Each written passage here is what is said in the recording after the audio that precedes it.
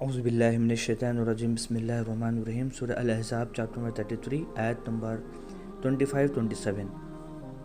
اور اللہ نے منکروں کو ان کے غصے کے ساتھ پھیر دیا کہ ان کی کچھ بھی مراد پوری نہ ہوئی، اور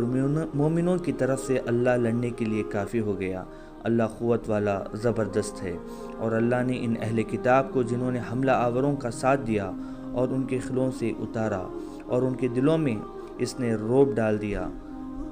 تم ان کے ایک گروہ کو قتل کر رہے ہو اور ایک گروہ کو قید کر رہے ہو، اور اس نے ان کی زمین اور ان کے گھروں اور ان کے مالوں کا تم کو وارث بنا دیا، اور ایسی زمین کا بھی جس پر تم نے قدم نہیں رکھا، اور اللہ ہر چیز پر قدرت رکھنے والا ہے۔ جیسے کہ پچھلی آیتوں کے اندر بتایا گیا ہے کہ یہ جو تفسیر چل رہی ہے غزوہ احزاب کا ہے، یعنی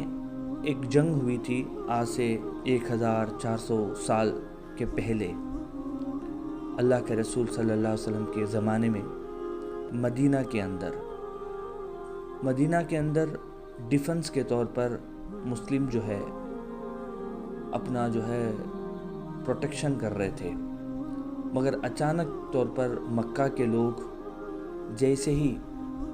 مسلمانوں پہ اٹیک کیے تھے تو وہاں مدینہ کے اطراف کے جو یہودی تھے، جس کے اندر بنو خریزہ بول کے ایک پوری قوم تھی، ان سے ایک معاہدہ ہوا تھا۔ معاہدہ کے معنی ایک اگریمنٹ ہوا تھا کہ اگر کوئی بھی مدینہ میں مسلمانوں پہ اٹیک کریں گے تو آپ ان کا ساتھ نہیں دیں گے۔ یعنی ایک اگریمنٹ تھا کہ آپ بھی پیسفل رہیں گے اور ہم بھی پیسفل رہیں گے،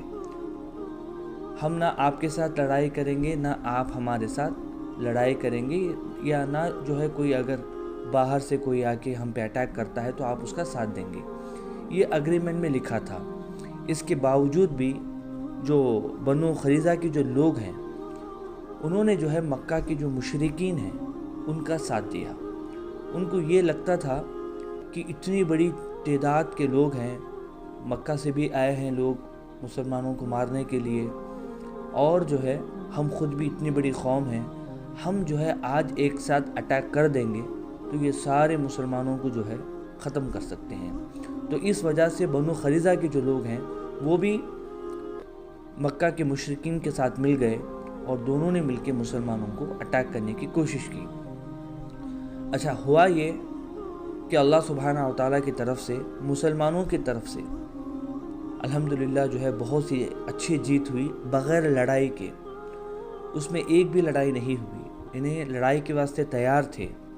اس کے اندر اللہ کو معلوم کرنا تھا کہ کون منافقین ہیں، اللہ کو دکھانا تھا۔ اللہ کو تو پتہ ہے کہ کون منافق تھا، کون ایمان والا تھا۔ جیسے کہ پچھلے آیتوں کے اندر ایک دم ڈیٹیل سے میں نے بات سمجھائی تھی کہ اس میں اللہ سبحانہ و تعالیٰ منافقون کی جو حالات تھی وہ بھی بتایا کہ جو ظاہری مسلمان ہیں بٹ اندر سے کھوکھلے ہیں، تو وہ لوگ ہیلا بہانہ کر کے وہاں سے بھاگ گئے۔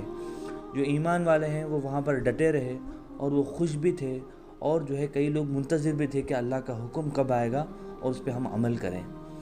تو یہ حالات اللہ کو معلوم کرنا تھا، اور محمد صلی اللہ علیہ وسلم کو بھی بتانا تھا کہ تمہارے ساتھ کون ریئل مسلم ہیں اور کتنے لوگ ڈپلیکیٹ مسلم کی طرح ایکٹنگ کر رہے ہیں۔ اب اللہ سبحانہ و تعالیٰ جو بنو خریزہ ہے ان کے بارے میں بتا رہا ہے کہ جیسے ہی جو بھی لوگوں کو موقع ملا، انہوں نے اپنے اگریمنٹ کو توڑا اور مکہ کے مشرکین کے ساتھ مل کے مسلمانوں کو حملہ کرنے کے لیے تیار ہو گئے۔ اللہ نے وہاں پر جنگ تو نہیں ہوئی، بٹ اللہ نے ہوا بھیجا، طوفان بھیجا، فرشتوں کو بھیجا، اور ہر قسم کے نیچرل ڈیزاسٹرز ان کی طرف بھیجے،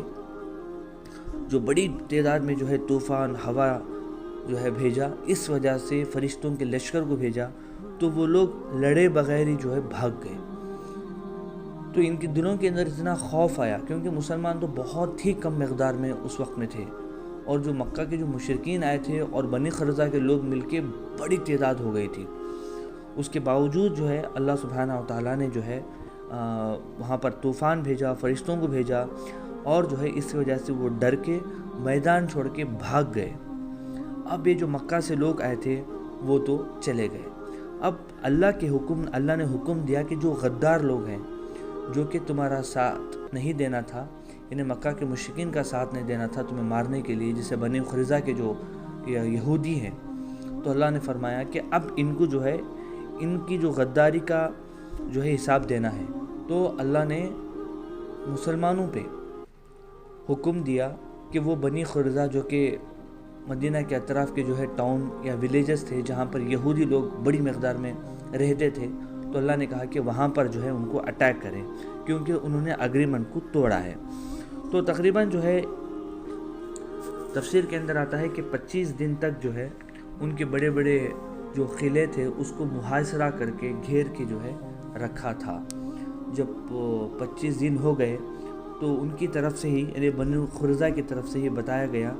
کہ جو ہے آپ ایک شخص کو مقرر کریں، ہم آپ سے جو ہے بات چیت کرنا چاہتے ہیں۔ تو حضرت سعد بن معاذ کو جو ہے وہاں پر مقرر کیا گیا ہے ایز اے ایمبیسڈر۔ تو انہوں نے کہا کہ ہمیں جو ہے اپنے توریت کے مطابق ہی ہمیں سزا دیں جو ہمارے تورات میں لکھا ہوا ہے، کیونکہ وہ لوگ قرآن کو نہیں مانتے تھے۔ تو وہ لوگ کہے کہ موسیٰ علیہ السلام پہ جو کتاب نازل ہوئی تو اس کے مطابق ہی ہمیں سزا دے، ہمیں تسلیم ہے۔ تو اس کے اندر جو ہے استناسہ بول کے جو ایک چیپٹر ہے، چیپٹر نمبر 20 آیت نمبر 10 to 14، اس کے اندر یہ لکھا گیا تھا کہ جو بھی غدار ہوتے ہیں ایسے لوگوں کو جو ہے قتل کر دینا چاہیے، اور جو عورتیں اور لڑکوں کو قید کر دینا چاہیے۔ تو ان کی کتاب کے اندر وہ لکھا ہوا تھا فیصلہ، تو اس کے مطابق ہی جو ہے وہ فیصلہ کا جو ہے پالن کیا گیا، اس پہ عمل کیا گیا۔ بس اللہ سے دعا ہے کہ اللہ سبحانہ و تعالی ہم سب کو جو ہے قرآن کو سمجھنے کی توفیق عطا فرمائے۔ السلام علیکم ورحمۃ اللہ۔